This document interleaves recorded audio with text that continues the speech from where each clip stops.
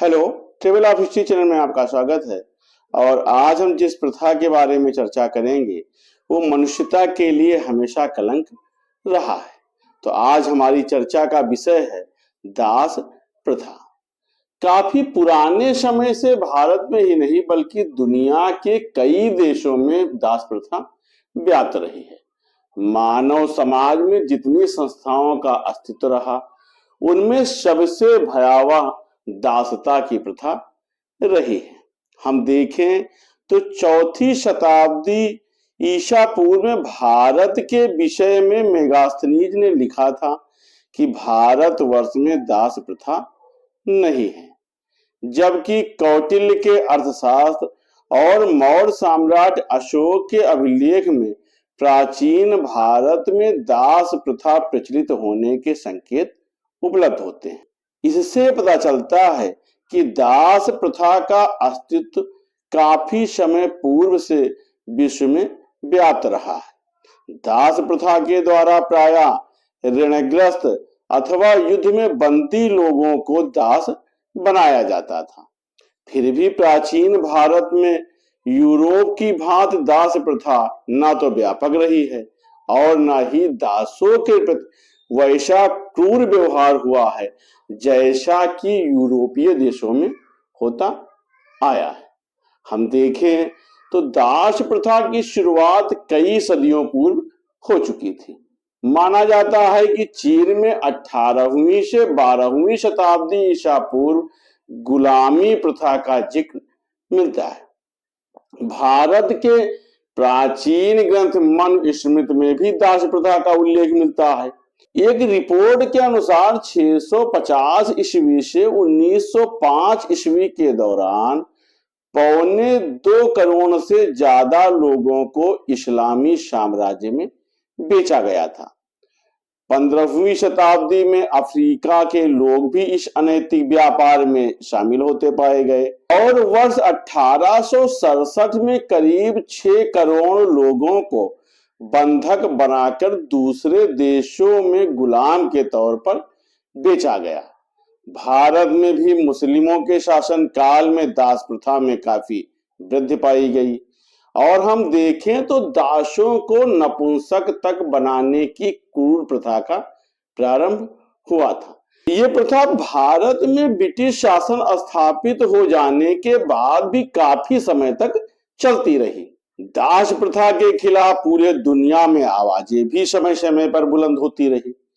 सन 1807 में ब्रिटेन ने दास प्रथा उन्मूलन कानून के तहत अपने देश में अफ्रीकी गुलामों की खरीद फरोख्त पर पूरी तरह से पाबंदी लगाई। इसी तरह 1808 में अमेरिकी कांग्रेस ने गुलामों के आयात पर प्रतिबंध लगाया था।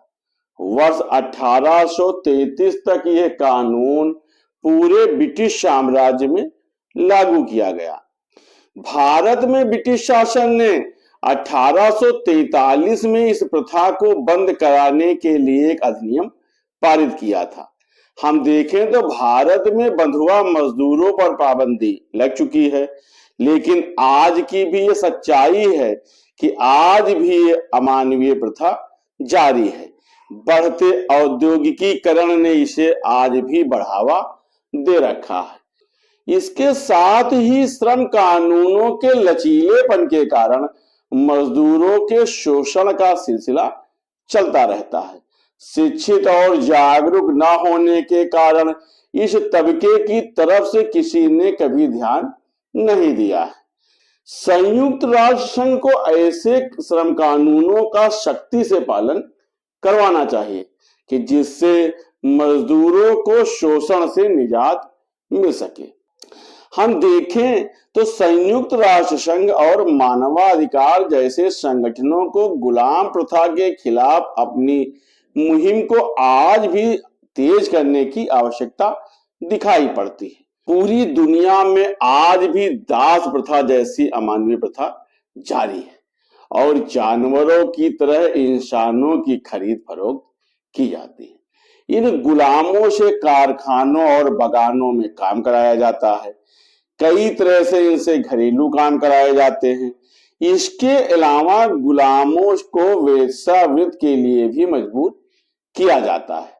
गुलामों में बड़ी तादाद में महिलाएं और बच्चे शामिल होते हैं। संयुक्त राष्ट्र संघ की एक रिपोर्ट के अनुसार मादक पदार्थ और हथियारों के बाद तीसरे नंबर पर मानव तस्करी का काम होता है। एक रिपोर्ट में कहा गया है कि दुनिया भर में 3.25 करोड़ गुलाम हैं।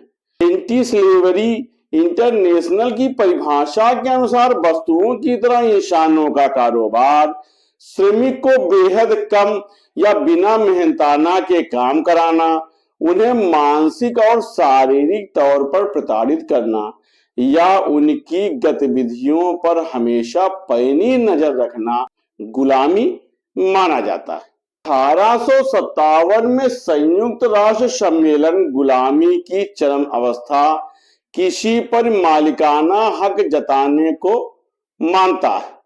फिलहाल दास्ता की श्रेणियों में जबरन काम कराना, बंधुआ मजदूरी कराना, यौन दास्ता, बच्चों को जबरन सेना में भर्ती करना, कम उम्र में या जबरन होने वाले विवाह और वंशानुगत दास्ता को भी इसमें शामिल माना गया है। दास प्रथा आज लगभग पूरे विश्व के लिए समस्या बनी है। अमेरिका में ही लगभग 60 देशों से लाए गए करोड़ों लोगों को गुलाम के तौर पर जिंदगी गुजारने को मजबूर किया जाता है। इसी तरह से ब्राजील में भी लाखों गुलाम आज भी दिखाई पड़ते हैं। हालांकि वहां के श्रम विभाग के अनुसार इन गुलामों की तादाद लगभग 50,000 के करीब है और हर साल लगभग 7,000 गुलाम ब्राजील लाए जाते हैं।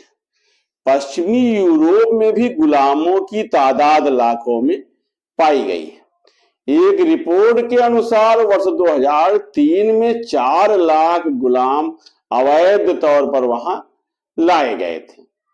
पश्चिमी अफ्रीका में भी बड़ी तादाद में गुलामों की संख्या मिलती है और उनसे बागानों और उद्योगों में काम कराया जाता है। सोवियत संघ के बिखराव के बाद रूस और पूर्वी यूरोप में गुलामी प्रथा को काफी बढ़ावा मिला था। पूर्वी अफ्रीका के देश सूडान में गुलाम प्रथा को सरकार के द्वारा मान्यता दी गई है और वहां पर अश्वेत महिलाओं और बच्चों से मजदूरी कराई जाती है। इसी तरह से युगांडा में सरकार विरोधी संगठन और सूडानी सेना में बच्चों की जबरन भर्ती की जाती है। अफ्रीका से दूसरे देशों में गुलामों को ले जाने के लिए जहाजों का इस्तेमाल किया जाता था। इन जहाजों में गुलामों को जानवरों की तरह ठूसा जाता था और उन्हें कई कई दिन तक भोजन नहीं दिया जाता था ताकि शारीरिक और मानसिक रूप से बुरी तरह से टूट जाएं और भागने की कोशिश ना करें। अमानवीय हालात में कई गुलामों की मौत तक हो जाती थी और कई समुद्र में कूद करके अपनी जान दे देते थे। चीन और वर्मा में भी गुलामों की हालत बेहद दयनीय पाई गई है। उनसे जबरन कारखानों और खेतों में काम कराया जाता है। इसी प्रकार इंडोनेशिया, फिलीपींस, थाईलैंड और मलेशिया में महिलाओं से वेश्यावृत्ति कराई जाती है। उन्हें खाड़ी देशों में वेश्यावृत्ति के लिए बेचा जाता है। एशियाई देशों में भी दास प्रथा की बड़ी खराब स्थिति है। दक्षिणी एशिया के देश भारत, पाकिस्तान और नेपाल में गरीबी से तंग लोग गुलाम बनने पर मजबूर हुए। भारत में भी बंधुआ मजदूरी के तौर पर दास प्रथा जारी है। हालांकि सरकार ने वर्ष 1975 में राष्ट्रपति के एक अध्यादेश से बंधुआ मजदूरी प्रथा पर प्रतिबंध लगाया था, लेकिन इसके बाद भी ये सिलसिला जारी है। और ये कहना गलत नहीं होगा कि औद्योगिकीकरण के चलते इसमें और इजाफा ही हुआ है। सरकार भी इस बात को मानती है कि देश में बंधुआ मजदूरी जारी है। भारत के श्रम और रोजगार मंत्रालय की वार्षिक रिपोर्ट के अनुसार देश में 19 प्रदेशों से 2,86,612 बंधुआ मजदूरों की पहचान की गई और उन्हें मुक्त कराया गया। उत्तर प्रदेश के 28,385 में से 58 बंधुआ मजदूरों को पुनर्वासित भी किया गया, जबकि 18 राज्यों में से एक भी बंधुआ मजदूर को पुनर्वासित नहीं किया गया। एक रिपोर्ट के अनुसार भारत में सबसे ज्यादा तमिलनाडु में 65,573 बंधुआ मजदूरों की पहचान करके उन्हें मुक्त कराया गया था। कर्नाटक में भी 63,437 और उड़ीसा में 50,029 बंधुआ मजदूरों को मुक्त कराया गया। इस रिपोर्ट के अनुसार ये बताया गया कि 19 राज्यों को 68,68,42,000 रुपए की केंद्रीय सहायता भी मुहैया कराई गई थी, जिसमें सबसे ज्यादा सहायता 16,61,66,094 रुपए राजस्थान को दिए गए। इसके बाद 15,78,18,000 रुपए कर्नाटक और 9,03,34,000 रुपए उड़ीसा सरकार को मुहैया कराए गए। इसी समयावधि के दौरान सबसे कम केंद्रीय सहायता उत्तराखंड को प्राप्त हुई थी। उत्तर प्रदेश को 5,80,000 रुपए की केंद्रीय सहायता दी गई थी।